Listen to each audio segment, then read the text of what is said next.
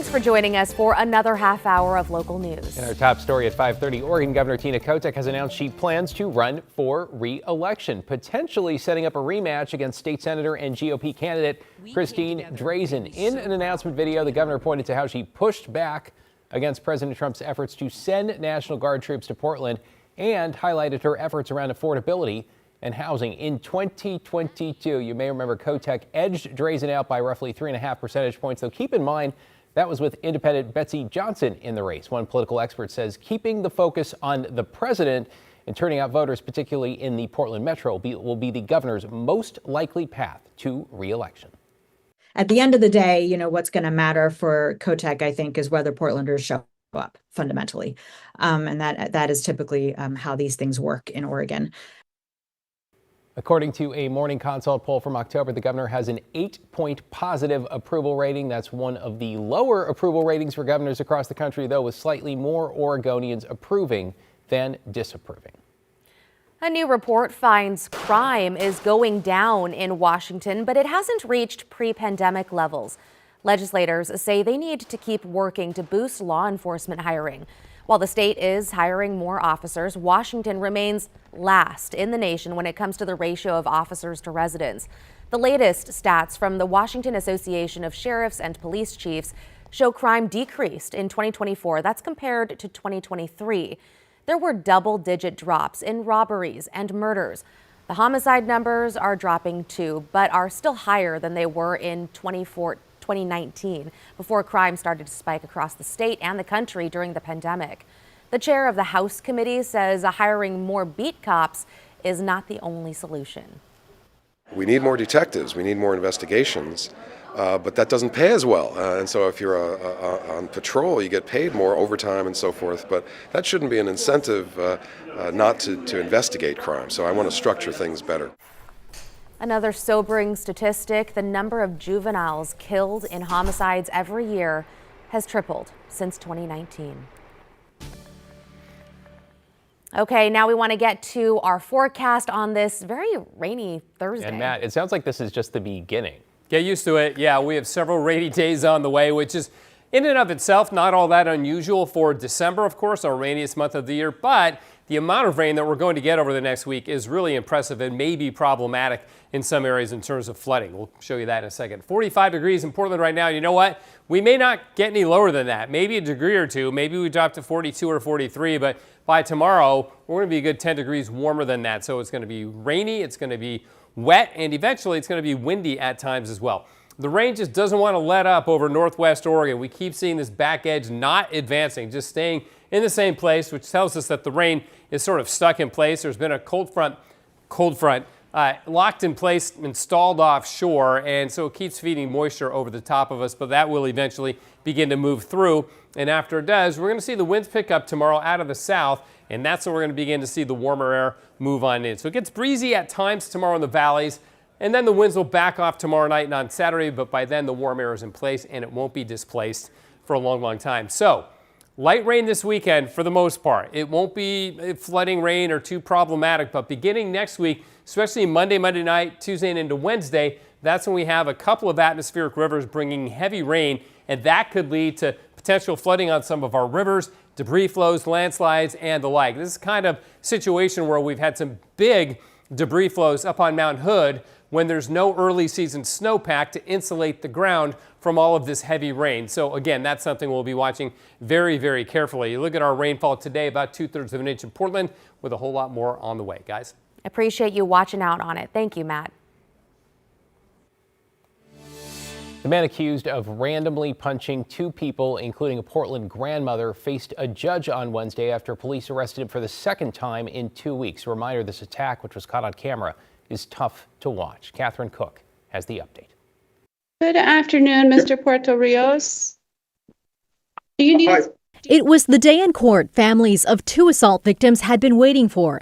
The defendant, 24-year-old Santos Antonio Puerto Rios, is accused of punching two people at random just minutes apart on Southeast 122nd near Powell. He pleaded not guilty to all misdemeanor charges. We were very relieved to know that this man is no longer on the streets. By phone, Bianca shared an update on the first victim, her grandmother. Security video shows the 69-year-old was dumping the trash when a man police say was Puerto Rios walked by and punched her in the face, knocking her to the ground. She's still wincing in pain every time she gets up and whatnot. Police say 15 minutes later, Puerto Rios assaulted a 21-year-old man a few blocks away. Police arrested Puerto Rios after that second attack, but he was later released. Police rearrested him Tuesday when detectives linked him to the grandmother's attack. District Attorney Nathan Vasquez shared frustration over Puerto Rios' initial release, saying, quote, "We did file a PC affidavit in this case, asking that the defendant continue to be held in jail until we could get in front of a judge, but they were released before any judge read our affidavit. This is an infuriating example of a gap in Oregon law and represents a missed opportunity to protect our community from future harm." Bianca agrees. I mean, the question I would raise is how many more victims do there need to be, before we start to take someone serious as a criminal? And especially when there's news of what seems to be random assaults happening, that puts fear even more in folks. And so really hope that people can come to our workshops if they're able to. Sarah Burkmeyer is with the city's Office of Violence Prevention. She teaches a free self-defense class every month at the Midland Branch Library on 122nd, not far from the attacks. She hopes community members will join her for the next one, December 17th. It's really focused on empowerment skills. So knowing your own intuition, knowing how to be assertive in situations that feel unsafe, knowing what some of your options are for escaping those situations. Back in court. So, Mr. Puerto Rios, the court also has concerns about community safety. The judge set bail for Puerto Rios at $20,000 and ordered him not to contact the victims. His lawyer acknowledged that Puerto Rios is on medication for a mental health diagnosis, but didn't elaborate beyond that. In Southeast Portland, Catherine Cook, KGW News. In Portland, some people are rallying for more affordable housing and criticizing the mayor's Shelter First plan. Here's Blair Best's full story after she brought us a preview at 5 yesterday. 2, 3, make some noise! On the steps of Portland City Hall Wednesday, we need them to hear us. Portlanders rallied for change in the city's response to homelessness. We believe in making a region where everyone, no matter your income, has access to a safe and stable home. More than 2,000 people signed a petition. We are going to deliver this petition to every council office. It calls on city leaders to invest in a long-term plan, including more affordable housing, rent assistance, and wraparound services. I'm asking the city of Portland to actually make the investment in the people already in Portland that are still unhoused. Bronwyn Carver knows what it's like to live on the street. So I have been successfully housed now for 2 years. I've been sober for the 2 years. Joining the rally, local business owners like Eli Johnson. I would like to see us move forward in a way that I know is effective. Getting people into apartments is effective. This week, Mayor Keith Wilson celebrated how the city met his goal of opening 1,500 new emergency shelter beds by December 1st. The latest city data shows none of those shelters were at full capacity in the month of October. But let me be clear, 1,500 beds was never the finish line. It's a milestone. It's our beginning.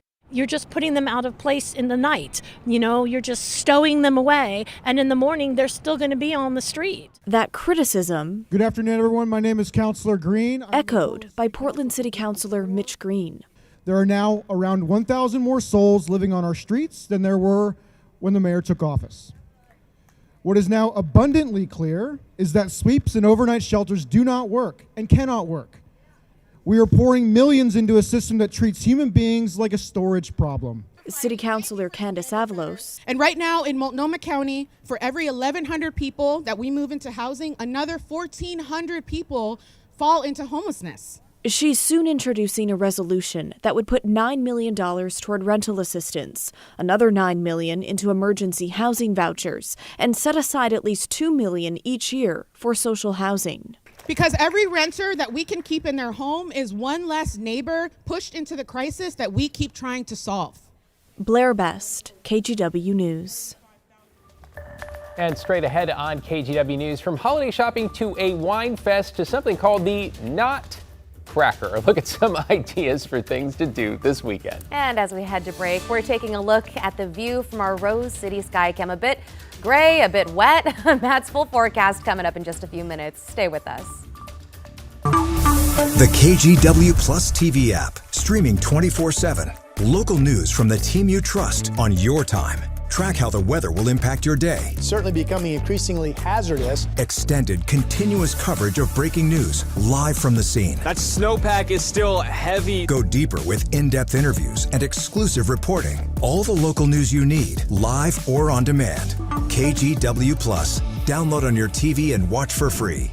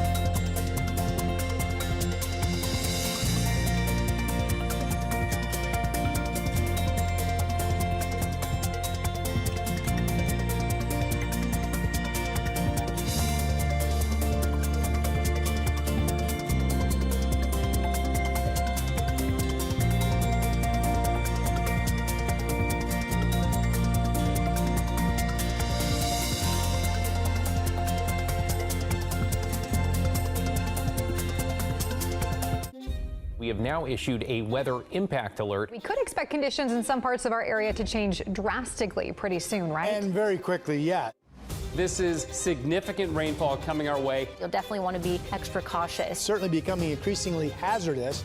We've got the potential for some tree limbs or even trees or power lines to come down. Of course, when you hear thunder, it's always best to take cover.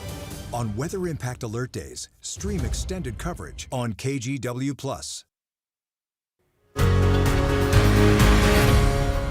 Welcome back. If you're watching, congrats! Chances are you've survived the first half of the week and, like me, might be planning ahead to the weekend. So if you're looking for fun stuff to do, we've got you covered. Let's start with the return of the My People's Market. Organizers say it's the perfect place to get your holiday shopping done while supporting some of the more than 150 diverse local vendors there. There will also be several food trucks, so if you're hungry, no worries. It's happening at the Convention Center this Saturday and Sunday. It's free to attend, but organizers encourage you to RSVP. Check out the market's website for more details. For our wine lovers out there, this weekend also marks the return of the Just Pressed Wine Fest. Now in its 5th year, the event gives you the opportunity to not only taste a sample of local wines, but also get an insider's look at the fermentation process. It's happening this Sunday from 2 to 6 at Olympia Provisions in the Buckman neighborhood. Tickets will run about $40 per person. And for those of you in a Christmassy mood, the world-famous Kenton Club is hosting a 1960s themed holiday dance party. The Peppermint Twist is this Saturday from 8 p.m. to midnight. You can dance the night away with vintage vinyl holiday hits from the 60s, of course, and you could even win a prize. The event is 21 plus and admission costs $15. Finally, if you're in the mood for something a little different, the Newmark Theater will be showing performances of the Nutcracker all weekend. The unconventional dance show tells the tale of Ted, who thinks they can't dance until they meet a cast of wild characters. Showings start Friday and go through Sunday. You can check out the Newmark Theater's page on the Portland 5 website for details and ticket prices. For more weekend inspiration, you can check out the 8 Things to Do article. It's up each week at kgw.com. I guess if you want to stay dry, indoor activities a must this weekend. Yeah. Good idea. Yeah, that'll be a really good idea. But you know, Portlanders will be out there. I was going to say that's not going to stop me. No bad weather, just bad clothing, as we Because say. if we let it stop us, then we wouldn't go outside for Ever. 4 months. Yeah. So we'll get out there for sure. Let's take you outside right now. There's downtown Portland. Clouds hanging low over the city, 45 degrees still raining and still light east winds. The things that'll change tomorrow, the temperature and the wind, but the rain will be a semi-permanent feature in our forecast for about the next week. You can see it's not really backing off in the metro area. It's been trying. It's dried out on the north coast. In fact, they've had very little rainfall. Astoria, in fact, none. We had 0.24 of an inch at Tillamook. I'll have to check that. That seems suspicious. But Portland, 2/3 of an inch and much less than Salem. And then as you go south, no rain there. Pendleton picked up a little bit more than 1/4 of an inch of rain. You're going to pick up some strong wind gusts this time tomorrow. And in western Washington, about 1/3 of an inch. Friday Harbor up in the San Juans, 1/2 an inch. But again, Portland picking up more than anybody to our north or to our south. There are the highs, stuck in the mid-40s. Average for this day, it's about 49. Notice the 50s and even 60s down in southern Oregon. We're going to tap into that 50-degree air beginning tomorrow. In fact, early in the morning, it'll be raining. It will probably be 50 degrees. I think this is going to be one of those nights where our lowest temperature tomorrow will be one of those days where our lowest temperature of the day occurs at midnight, and then it just starts getting warmer as we go through the overnight hours, eventually reaching about 55 in the afternoon. And notice I let the rain drop away a little bit tomorrow afternoon. That'll happen occasionally. It'll briefly end, and then more surges our way. So we have a big, long fetch of deep moisture from the tropics heading into the northwest. Another way of putting that is atmospheric river, right? So here we go. You see, this is later tonight. The rain finally backs away, but then it picks up again in the morning as the next system rolls onshore. There's the break in the afternoon tomorrow and Friday evening, but on Saturday it's sun and showers. That'll be the drier of the 2 weekend days because the rain becomes heavier on Sunday. And also notice the south winds pick up again. So that'll be coming in waves as well, the wind along with the rain. Okay, so atmospheric river tomorrow morning, but a pretty weak one. Then as we go into Sunday night and Monday, especially Monday night, we get a much stronger atmospheric river aimed right into Oregon and Washington. Now, exactly where this sets up will determine who gets the heaviest rainfall, but somebody's probably going to have some river flooding, whether it's up around Bellingham or down around Portland or farther south around Eugene. We'll have to wait and see as we get closer to it. But look at our rainfall forecast here. Through the weekend, about an inch in Portland. We can handle that over a 3-4 day period. The Cascades, fairly significant, nearly 3 inches there. But watch as we roll this out through Monday, Tuesday, Wednesday, Thursday. We're talking double-digit rainfall in the Cascades and potentially 4 or 5 inches in the valley. That would get us close to our average for the entire month of December if we did that. And some of the other models indicating even more rainfall than that. So again, this is a situation we'll be watching very carefully because that kind of rain in the Cascades, even though there's no snow to melt, can lead to some flooding. We'll keep you posted on that possibility. 50 in Eugene. Portland's high was 45 today, and it was 50 down in Newport. That's not a mistake. That's downtown Portland from our Wells Fargo Skycam. It's just clouded over, the low clouds hanging over the city, 45 degrees. So for tonight, occasional rain. Tomorrow, rain, especially in the morning. Then it dries up a bit in the afternoon, but it will be warmer as we climb to 57 tomorrow. A little cooler. Rain turns to showers on Saturday, then more heavy rain coming in on Sunday. Monday, rainy and 58. Heavy rain Monday night and Tuesday, 59. And then 60 on Wednesday before the rain hopefully begins to back off. It will back off on Thursday of next week, but you get the idea. It's going to be a really wet week ahead, and this is likely going to cause some problems and some impacts somewhere in the northwest. We'll be, zeroing in on who and where and when as we go closer. Yeah, absolutely. Thanks for tracking all that. Of course. And we'll straight ahead, a meow on the drive home, then a cat caught in a complicated spot. How local first responders managed to save him right after this. The KGW Plus TV app, streaming 24/7. Local news from the team you trust on your time. Track how the weather will impact your day. Certainly becoming increasingly hazardous. Extended, continuous coverage of breaking news, live from the scene. That snowpack is still heavy. Go deeper with in-depth interviews and exclusive reporting. All the local news you need, live or on demand. KGW Plus. Download on your TV and watch for free.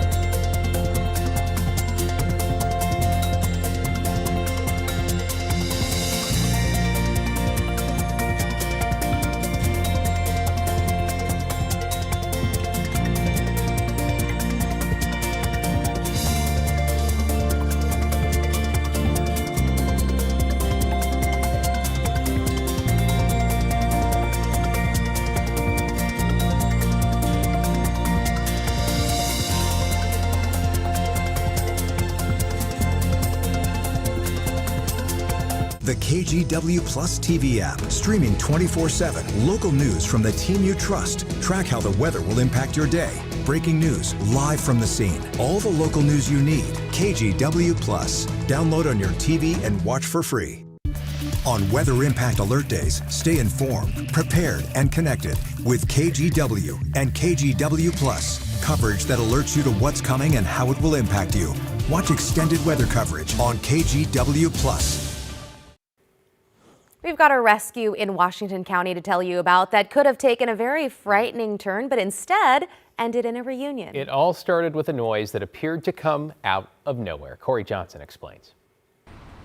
So that man who discovered the cat says he first noticed it while he was driving home from work, and he heard the faint sound of meowing. So he pulled over and saw that cat stuck deep down in his engine compartment, but it couldn't be reached because of where it was lodged. He then called Washington Animal Services, but they didn't have the tools on hand to get that cat out. So Tualatin Valley Fire and Rescue was then called, but crews say they also found the rescue tricky.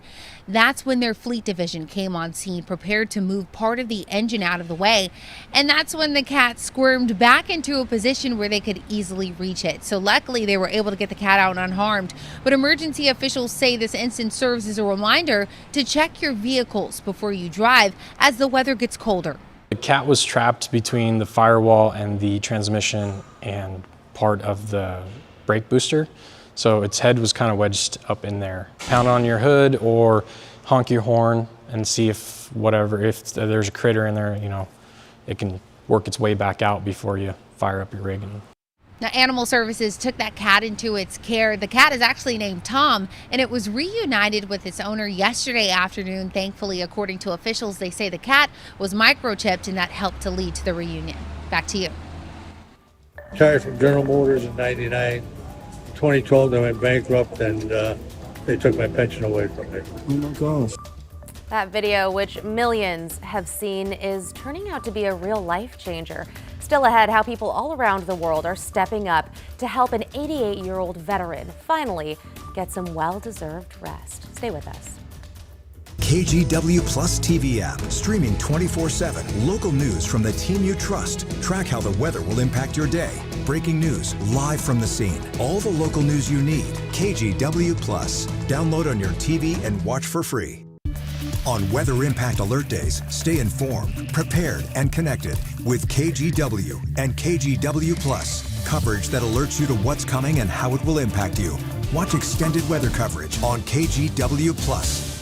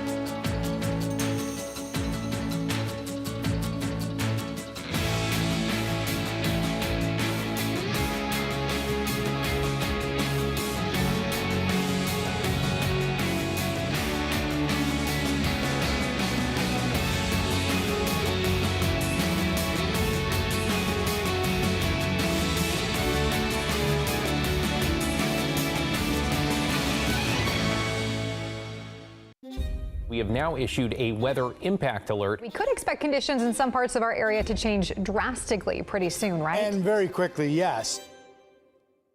This is significant rainfall coming our way. You'll definitely want to be extra cautious. Certainly becoming increasingly hazardous. We've got the potential for some tree limbs or even trees or power lines to come down. Of course, when you hear thunder, it's always best to take cover. On Weather Impact Alert Days, stream extended coverage on KGW Plus. Welcome back. An 88-year-old veteran in Michigan has become an unlikely sensation after a video showed him still having to work as a cashier to pay the bills. But thanks to help from people around the world, he will now get a chance to put his feet up. Brett Cast has the story. It came out of the clear blue, and I really, truly mean that. It's been quite the 48 hours for 88-year-old Ed Bambus, who has suddenly skyrocketed to internet fame. Just seeing if I could have help scanning this. The video of him working at his job at Meijer has now been seen by nearly 4 million people on TikTok, but Ed isn't one of them. I doubt you've been on TikTok or Instagram or any of the social media stuff. I've never been on those programs. I don't own one of those fancy cell phones. His charm is just part of what made this video go viral. His story is the main reason. Retired from General Motors in '99. 2012, they went bankrupt and they took my pension away from me. Oh my gosh. Do you have a wife? She passed away 7 years ago. I try very hard to go to her gravesite every day.